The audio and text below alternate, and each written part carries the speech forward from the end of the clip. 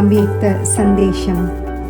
ഇന്ന് പ്രിയപ്പെട്ട ബാബയുടെ അടുക്കൽ വതനത്തിൽ ഭോഗമായി എത്തിച്ചേർന്നു. പോയപ്പോൾ ബാബയുടെ മുന്നിൽ ഒരു ഭാഗത്ത് ചെറിയ സഹോദരിമാരെ ഇരുത്തിയിട്ടുണ്ടായിരുന്നു. മറുഭാഗത്ത് വിശേഷ രൂപത്തിൽ ഭട്ടിയിൽ വന്നിരുന്ന സഹോദരന്മാരെ ഇരുത്തിയിട്ടുണ്ടായിരുന്നു. മധ്യത്തിൽ ഇന്ന് വിശേഷിച്ച് ആസാമിലെ ഷീല ബെൻജി നിൽക്കുന്നതായി ബാബ കാണിച്ചു. ബാബ പറഞ്ഞു, കുട്ടി, 3 തരത്തിലുള്ള ദൃശ്യം കുട്ടി ഇന്ന് കാണുകയാണ്. ബാബ ഏറ്റവും ആദ്യം സഹോദരന്മാരെ പ്രതി പറഞ്ഞു, വിശേഷിച്ച് ഭട്ടിയിൽ വന്നിരിക്കുകയാണ്. ബാബ പറഞ്ഞു, എൻ്റെ ഈ കുട്ടികൾ വിശേഷിച്ച് ബ്രഹ്മബാബയ്ക്ക് സമാനമാണ്. ബാബ പറഞ്ഞു, കുട്ടി, സാകാരത്തിൽ ബ്രഹ്മബാബയെ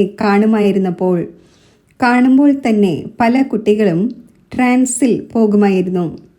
ആ കുട്ടികൾക്ക് ബാബ ചില ദൃശ്യങ്ങൾ കാണിച്ചു കൊടുക്കുമായിരുന്നു. സമയമനുസരിച്ച് നിങ്ങൾ ബാബയുടെ നിമിത്തമായ കുട്ടികളാണ്. ബ്രഹ്മബാബയ്ക്ക് സമാനമാണ്. ബാബ പറഞ്ഞു, കുട്ടികളായ നിങ്ങളും എവിടെ പോയാലും നിങ്ങളുടെ ഡ്രസ്സിലൂടെയും ബാഡ്ജിലൂടെയും ഇത് ബ്രഹ്മകുമാറാണ് എന്ന തിരിച്ചറിവ് ലോകർക്ക് ഉണ്ടാകുന്നു. ബാബ പറഞ്ഞു, ഏതുപോലെയാണോ വസ്ത്രത്തിലൂടെ തിരിച്ചറിവ് ഉണ്ടാകുന്നത്, ബാഡ്ജിലൂടെ തിരിച്ചറിവ് ഉണ്ടാകുന്നത്, അതേപോലെ ബ്രഹ്മബാബയുടെ മുഖത്തിലൂടെ തിളക്കം ഉണ്ടാകുമായിരുന്നു. ബാബയെ കാണുമ്പോൾ തന്നെ ഏതെങ്കിലും കാര്യം ഉണ്ടായിരുന്നുവെങ്കിൽ മുന്നിൽ വച്ച് ആ കാര്യം സമാപ്തം ആകുമായിരുന്നു. ബാബ പറഞ്ഞു, അതേപോലെ നിമിത്ത കുട്ടികളായ നിങ്ങൾ അനന്യരാണ്, പഴയവരാണ്, ബാബ്ദാദയുടെ സഹചാരികളാണ്. ബാബ പറഞ്ഞു, ഇതേപോലെ നിമിത്ത കുട്ടികളായ നിങ്ങൾ ബാബയുടെ യജ്ഞത്തിൻ്റെ സഹയോഗികളാണ്, പരിപാലിക്കുന്നവരാണ്. മുതിർന്ന സഹോദരന്മാരെ ബാബ വതനത്തിൽ എമർജ് ചെയ്തതായി തോന്നി.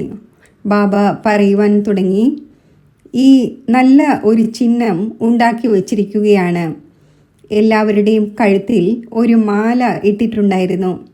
എന്നാൽ ഈ മാലയുടെ രൂപത്തിൽ ബാബ വിശേഷ രൂപത്തിൽ ഓരോ കുട്ടിയുടെയും ഉള്ളിലെ ഗുണങ്ങളുടെ മാലയും വിശേഷതയുടെ മാലയും നോക്കുകയായിരുന്നു.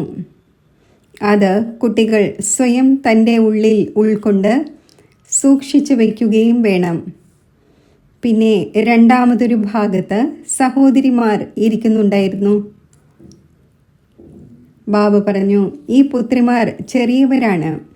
എന്നാൽ ചെറിയ പുത്രിമാരും വിശേഷിച്ച് ബാബയുടെ കാര്യത്തിൽ സഹയോഗിയായി നടന്നുകൊണ്ടും ഇരിക്കുന്നു, ഭാവിയിലും നടന്നുകൊണ്ടിരിക്കുകയും വേണം. ബാബ എല്ലാവരുടെയും മേൽ ദൃഷ്ടി പതിപ്പിക്കുന്നുണ്ടായിരുന്നു. ബാബ പറഞ്ഞു, ഏതൊരു കാര്യമാണോ മുതിർന്നവർക്ക് ചെയ്യുവാൻ സാധിക്കാത്തത് അത് ചെറിയവർ ചെയ്യുന്നു. അതിനാൽ ചെറിയവർക്ക് ഈശ്വര തുല്യ മഹത്വമായി പാടപ്പെട്ടിട്ടുണ്ട്.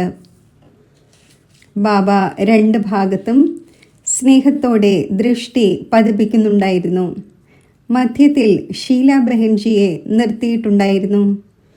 ബെഹൻജിയെ വളരെ സുന്ദരമായ ഗുണങ്ങളുടെ മാല, വിശേഷതകളുടെ മാല ബാബ അണിയിച്ചിട്ടുണ്ടായിരുന്നു. ബാബ പറഞ്ഞു, ഈ കുട്ടി ആദികാലം മുതൽ ബാബയുടെ കുട്ടി ആയതു മുതൽ ബാബയുടെ ഓരോ പ്രകാരത്തിലുമുള്ള ആജ്ഞ അനുസരിച്ച്, കാര്യമനുസരിച്ച്, ശ്രീമത്ത് അനുസരിച്ച് കുട്ടി പോയിക്കൊണ്ടേയിരുന്നു. ഇത്രയും വലിയ സ്ഥാനവും ഇത്രയും വലിയ സോണും ബാബയുടെ എല്ലാ കുട്ടികളെയും സംരക്ഷിച്ചു, എല്ലാവരെയും പരിപാലിക്കുകയും ചെയ്തു. ഇന്ന് ദാദിയുടെ മേൽ ബാബ വിശേഷ രൂപത്തിൽ വരദാനങ്ങൾ നൽകുന്നതായി തോന്നി. ഛത്രഛായയുടെ രൂപത്തിൽ ഉള്ളതായി തോന്നി. ബാബ പറഞ്ഞു, കുട്ടി വളരെയധികം വിസ്താരമുണ്ടാക്കി. അതിനാൽ ബാബ വിശേഷിച്ച് കുട്ടിയുടെ മേലും സേവനത്തിലെ സഹചാരികളുടെ മേലും ഛത്രഛായയായി തൻ്റെ കാര്യം ചെയ്തുകൊണ്ടിരിക്കും, ചെയ്യിച്ചുകൊണ്ടും ഇരിക്കും. ബാബയുടെ മുന്നിൽ ഭോഗിൻ്റെ താലം വെച്ചിട്ടുണ്ടായിരുന്നു. ബാബ വളരെ സ്നേഹത്തോടെ ദീദിയെ ഭോഗ് സ്വീകരിപ്പിച്ചു. ബാബ പറഞ്ഞു, കുട്ടിയുടെ ഓരോ അംഗങ്ങളിലും ബാബയും മധുബനും ബാബയുടെ വീടും അധിവസിക്കുന്നുണ്ടായിരുന്നു. അതനുസരിച്ച് ദീദി തൻ്റെ അന്തിമ സമയത്തിലും ബാബയുടെ വീട്ടിൽ എന്ന് തന്നെ പറയാം പോയി തൻ്റെ പുതിയ വസ്ത്രം സ്വീകരിച്ചിരിക്കുകയാണ്. ഇപ്രകാരം പറഞ്ഞുകൊണ്ട് ബാബ വളരെ സ്നേഹത്തോടെ ദീദിയെ ഭോഗ് സ്വീകരിപ്പിച്ചു. പിന്നെ എല്ലാവർക്കും വളരെയധികം സ്നേഹം നിറഞ്ഞ സ്നേഹസ്മരണകൾ നൽകി.